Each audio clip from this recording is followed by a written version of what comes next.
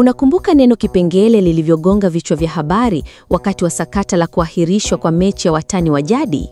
Basi neno hilo limerejea tena kwa kishindo likiwahusisha hao Simba na Yanga, lakini safari hii ni kupitia mkataba wa Faisal Salum maarufu zaidi kama Feitoto, Faila Sufi au Zanzibar Finest.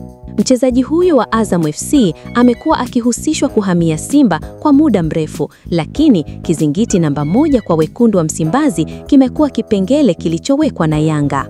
Kwa mujibu wa taarifa, kuna kipengele kwenye mkataba wa Feitoto kinachoitaka Azam FC kuilipa Yanga shilingi bilioni endapo Faisal Salum atauzwa kwenda Simba. Inasemekana Yanga waliweka kipengele hicho kwenye mkataba wa Faisal. Lakini taarifa hizo hazikuwahi kukanushwa au kuthibitishwa na upande wowote, Azam FC, Yanga au mchezaji, hadi hivi karibuni alipoibuka mwanadada Yasmin Razak ambaye ni msimamizi wa mchezaji huyo. Mwanadada huyo mzoefu wa usimamizi wa wachezaji kutokana na ukaribu wake na wachezaji wengi wakubwa wa Kiafrika wanaocheza Ulaya, hasa England, ndiye aliyemsaidia Simon Msuva kushinda kesi dhidi ya Wydad Athletic 2022. Katika mahojiano yake ya hivi karibuni na baadhi ya vyombo vya habari, Yasmin alikanusha kuwepo kwa kipengele hicho kwenye mkataba wa Faisal. Kukanusha kwa Yasmin kukabadilisha uelekeo wa upepo wa sakata hilo na kuendelea kuvuruga akili za mashabiki wa soka, hasa wa Simba ambao sasa walianza kupata picha mpya. Kutokana na hilo, Zaka Zakazi, mkuu wa idara ya habari na mawasiliano wa Azam FC, alitafutwa na chombo kimoja cha habari nchini ili kupata ufafanuzi kutoka upande wao. Kupitia mahojiano ya simu na chombo hiko, Zaka akasema ameona kwenye mitandao ya kijamii Yasmin akikanusha uwepo wa kipengele hicho. Naweza kusema majibu ya Yasmin yako sahihi kutokana na aina ya swali aliloulizwa, alisema Zaka, kisha akaendelea.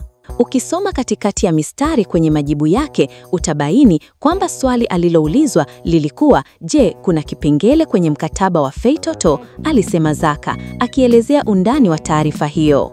Yasmin ni msimamizi wa Faisal Salum na yeye anahusika na mkataba kati ya Faisal Salum na Azam FC na ndiyo aliyouzungumzia hapo. Zaka anasema kipengele hicho hakipo kwenye mkataba wa Azam FC na Faisal anaujua Yanga. Kipengele hiki kipo kwenye mkataba wa mauziano baina ya Azam FC na Yanga ambako Yasmin hahusiki nao. Zaka aliongeza kwa kusema ili mtu aelewe vizuri juu ya uwepo wa kipengele hicho, anatakiwa kwanza ajue hatua ambazo Azam FC walipitia hadi kufanikisha kumpata Faisal.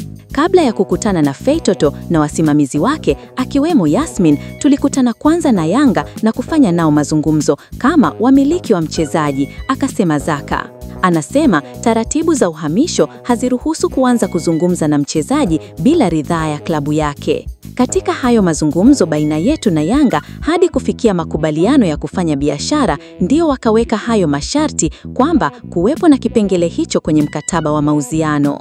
Alipoulizwa na chombo hiko cha habari kwa nini walikubali kipengele hicho ambacho ni kigumu, hiki kipengele sio kigumu hata kidogo, kwa sababu sisi hatumkununua Feitoto ili tumuuze kwa klabu yoyote, tumlinunua ili aitumikie timu yetu, akasema. Zaka akasema hata kama Yanga wangeweka kipengele cha shilingi 200 bilioni bado wangesign kwa sababu wao hawakuwa na lengo na kumuuza Feitoto kwenda timu yoyote, achilia mbali Simba, kwa hiyo hawakuwa na hofu.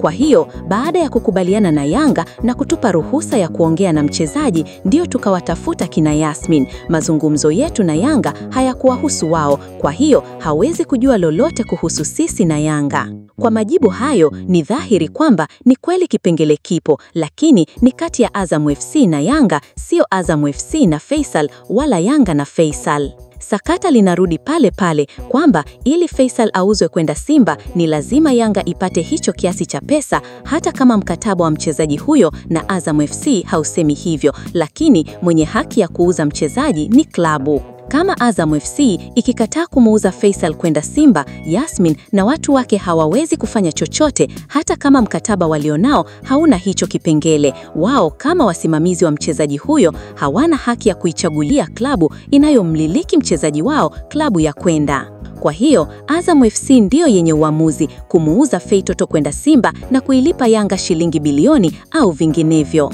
Na vipengele kama hivyo sio vigeni kwenye mpira, vimekuwepo kwa muda mrefu, na hata Simba wenyewe walikiweka kwenye mkataba wa mauziano ya Louis Mikisone kwenda Al Ahly ili kumzuia asije akarudia Yanga, na hata Azam FC walikiweka kwenye mauziano ya Kipre Junior kwenda MC Alger ya Algeria asije akarudi klabu yoyote Tanzania.